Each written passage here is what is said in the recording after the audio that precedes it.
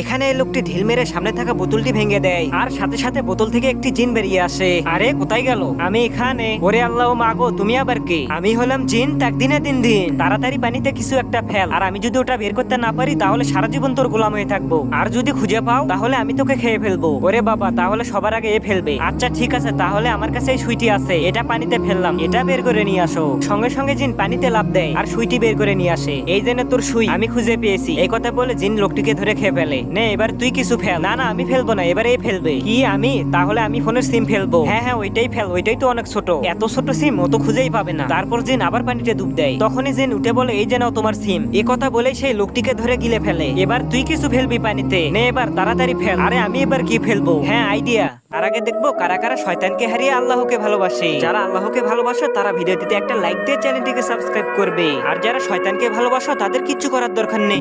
আমার পকেটে তো মাথা ব্যথার ট্যাবলেট আছে, এটাই